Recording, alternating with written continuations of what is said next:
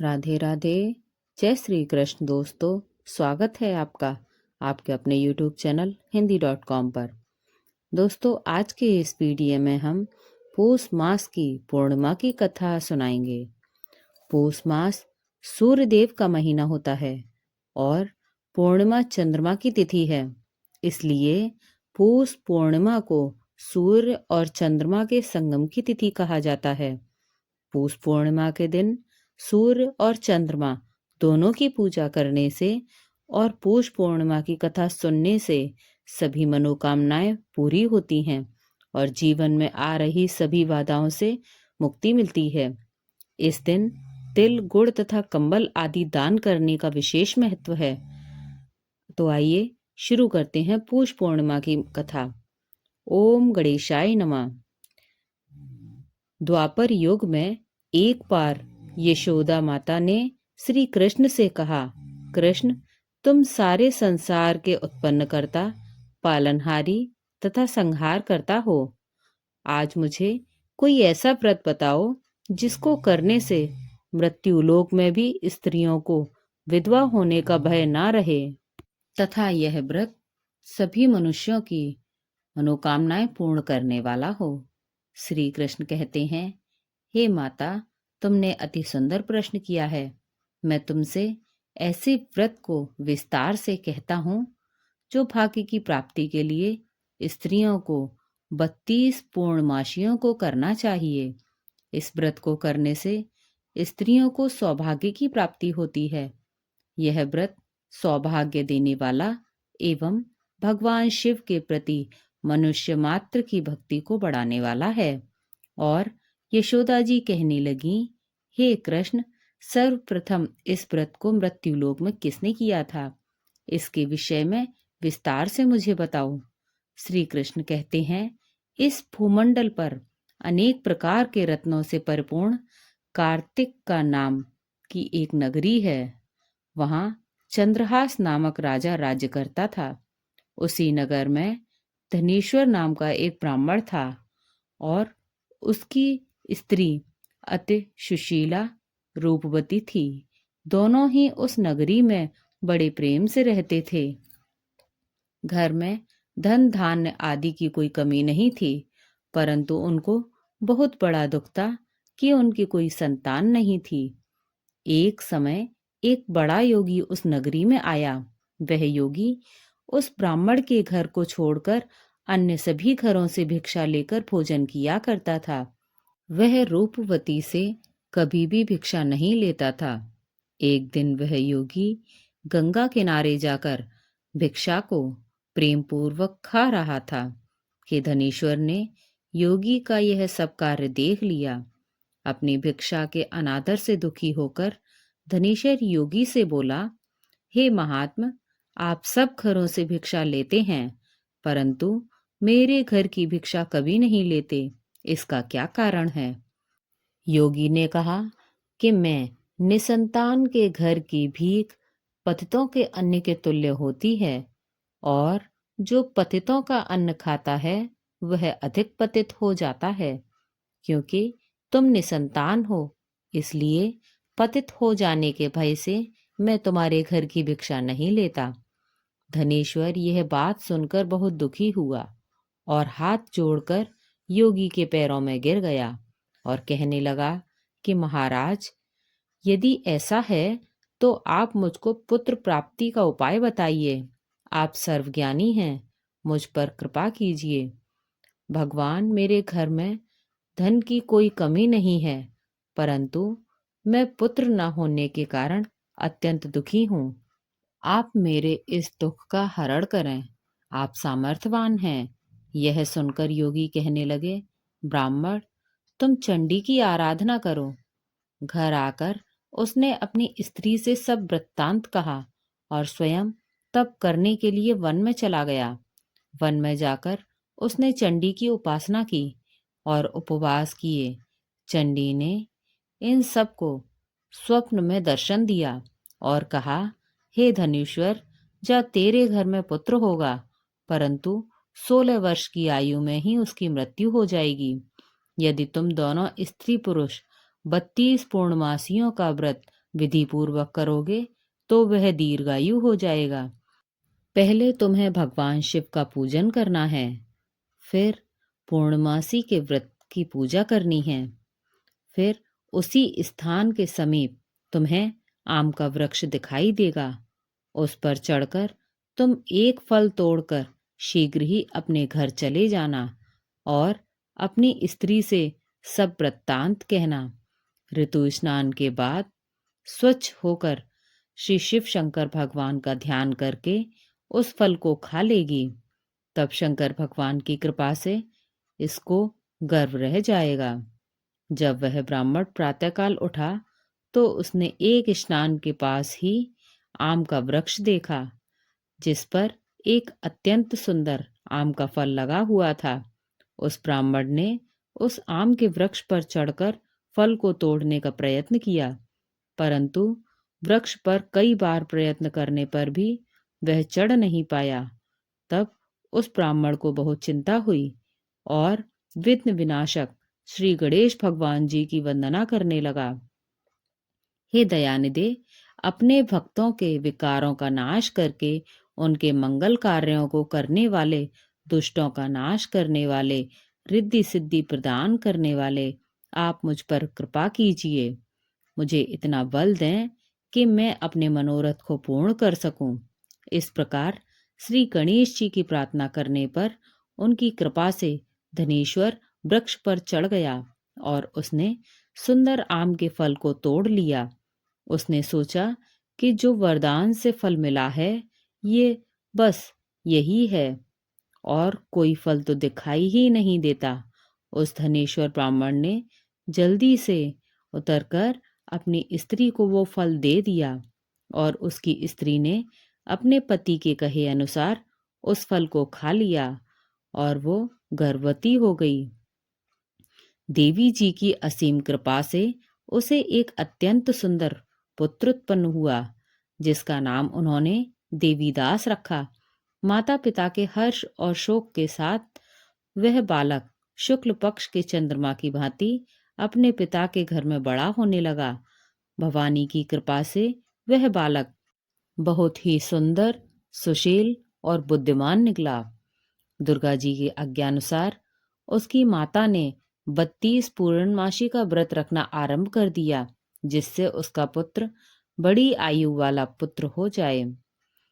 जैसे जैसे वर्ष बीतते गए, देवीदास के माता पिता की चिंता बढ़ती गई कि कहीं उनके पुत्र की इस वर्ष मृत्यु न हो जाए।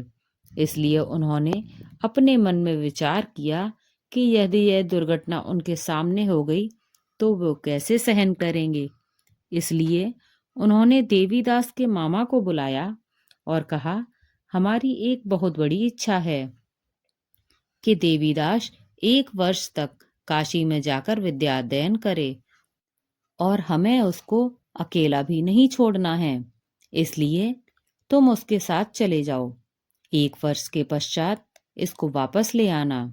सख्त प्रबंध करके उसके माता पिता ने काशी जाने के लिए देवीदास को एक घोड़े पर बिठाकर उसके मामा के साथ भेज दिया, परंतु यह बात उसके मामा को नहीं बताई। धनेश्वर और उसकी पत्नी ने अपने पुत्र की मंगल कामना तथा दीर्घायु के लिए भगवती दुर्गा की आराधना और पूर्णमासी का व्रत करना आरंभ कर दिया। इस प्रकार बराबर 32 पूर्णमासी के व्रत को उन्होंने पूरा किया। कुछ समय पश्चात एक दिन वह दोनों मामा और भांजे मार्ग में रात बिताने के लिए किसी गांव में ठहरे हुए थे। उस दिन उस गांव में एक ब्राह्मण की अत्यंत सुंदर, सुशील और गुणवंती कन्या का विवाह होने वाला था। जिस धर्मशाला के अंदर वर और उसकी बारात ठहरी हुई थी, उसी धर्मशाला में देवीदास और उसके मामा भी ठहरे हुए थे। संयोगवश कन्या को तेल आदि चढ़ाकर मंडप आदि का कार्य किया गया तो लगन के समय वर को धनुर्वास हो गया। इसलिए वर के पिता ने अपने कुटुंबियों संबंधियों से निश्चय किया कि वह देवीदास मेरे पुत्र जैसा ही सुंदर है, मैं इसके साथ ही लगन करवा दूं और बाद में विवाह के अन्य कार्य मेरे लड़के के साथ हो जाएंगे। ऐसा सोचकर देवीदास के मामा से जाकर बोला, तुम थोड़ी देर के लिए अपना भांजा हमें दे दो, जिससे विवाह के लग्न का सब कार्य सुचारू रूप से हो सके। तब उसका मामा कहने लगा, वस्तुएं सामान आदि कन्यादान के समय वर को मिले, वो सब हमें दे दिया जाए, तो मेरा भांजा एक रात का दूल्हा बन जाएगा। यह बात वर के पिता ने स्वीकार कर ली, पर उसने अपना भांजा बनने के लिए भेज दिया और उसके साथ विवाह कार्य रात्रि में विधि पूर्वक संपन्न हो गया। पत्नी के साथ वह भोजन करने लगा तो अपने मन में सोचने लगा, न जाने यह किसकी स्त्री होगी। वह एकांत में इसी सोच में रहकर गर्म श्वास छोड़ने लगा और उसकी आंखों में आंसू भी आ गए। तब लड़की ने पूछा, क्या बात है, आप इतने दुखी क्यों हो रहे हो? तब उसने सब बातें जो वर के पिता व उसके मामा के बीच में हुई थीं, लड़की को बता दी। तब कन्या कहने लगी, यह ब्रह्म विवाह के विपरीत कैसे हो सकता है? देव ब्राह्मण और अग्नि के सामने मैंने आपको अपना पति माना है, इसलिए आप ही मेरे पति हैं। मैं आपकी ही पत्नी रहूंगी, अन्य किसी की कदापि नहीं। तब देवीदास ने कहा, ऐसा मत करिए, क्योंकि मेरी आयु बहुत कम है। मेरे पश्चात आपकी क्या गति होगी? इन बातों को अच्छी तरह से विचार कर लीजिए। परंतु वह दृढ़ विचार वाली लड़की थी। वह बोली, जो आपकी गति होगी वही मेरी गति होगी। स्वामी, आप उठिए और भोजन करिए, आप निश्चय ही भूखे होंगे।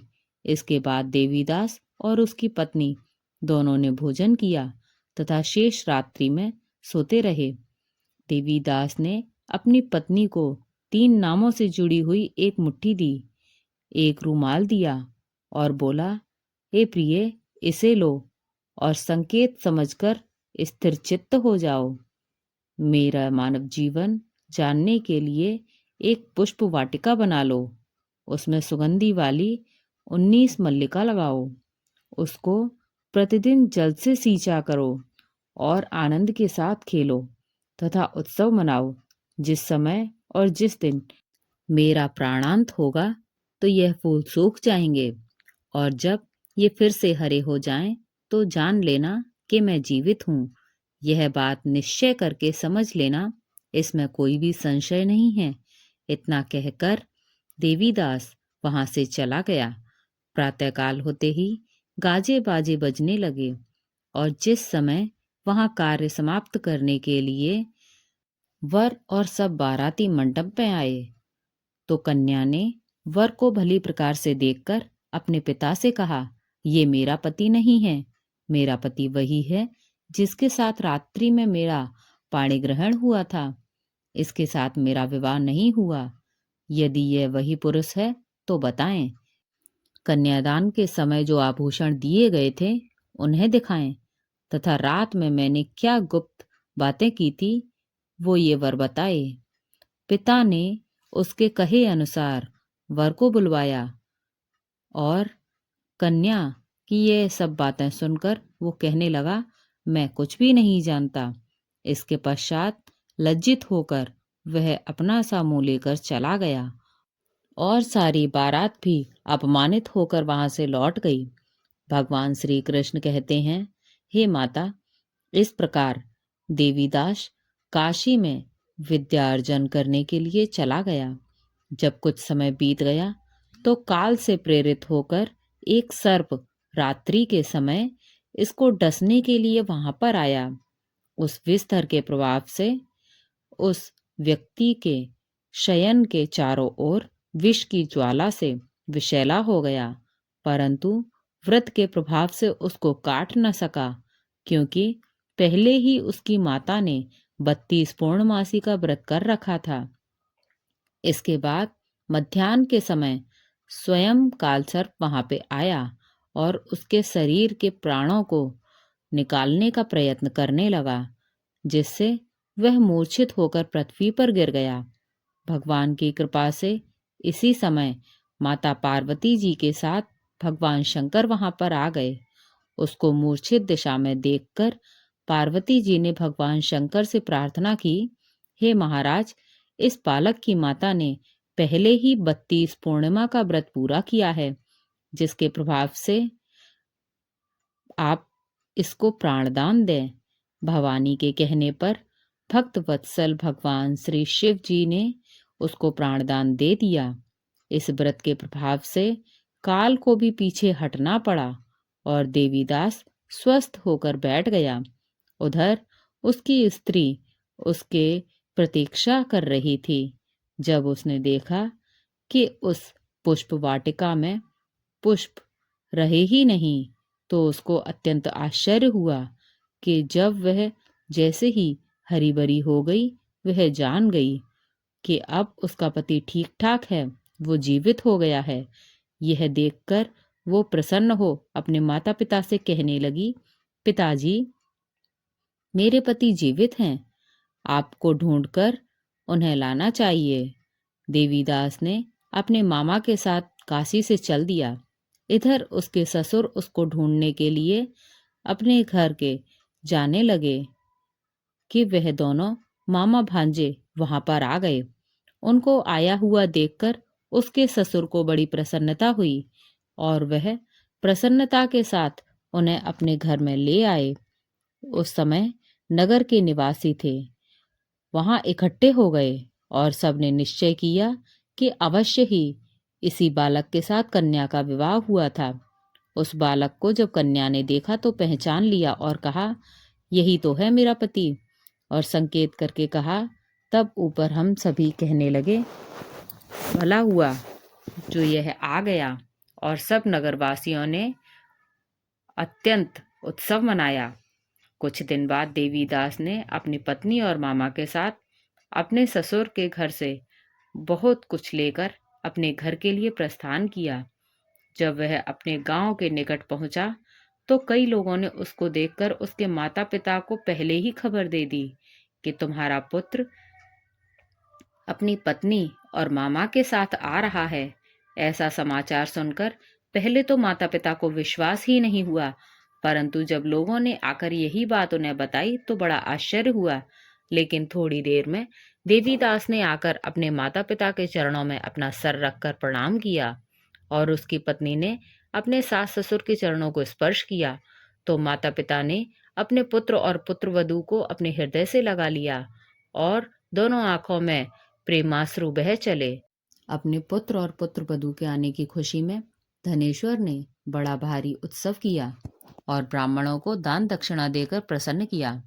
श्री कृष्ण भगवान कहने लगे, इस प्रकार धनेश्वर 32 पूर्णमासियों के व्रत के प्रभाव से पुत्रवान हो गया। जो भी स्त्रियां 32 पूर्णमासी के इस पावन व्रत को करती हैं, वह जन्म जन्मांतर तक दुख नहीं भोगती हैं और सदैव सौभाग्यवती रहती हैं। बोलो विष्णु भगवान की जय, भोलेनाथ की जय, माता पार्वती की जय। दोस्तों, आशा करती हूँ कि ये कथा आपको पसंद आई हो। ऐसी और कथाएं सुनने के लिए आप हमारे चैनल हिंदी.com को सब्सक्राइब करें और बेल आइकन दबाना ना भूलें। और वीडियो अगर पसंद आई हो तो वीडियो को लाइक करें और कमेंट में राधे राधे ज़रूर लिखें। धन्यवाद।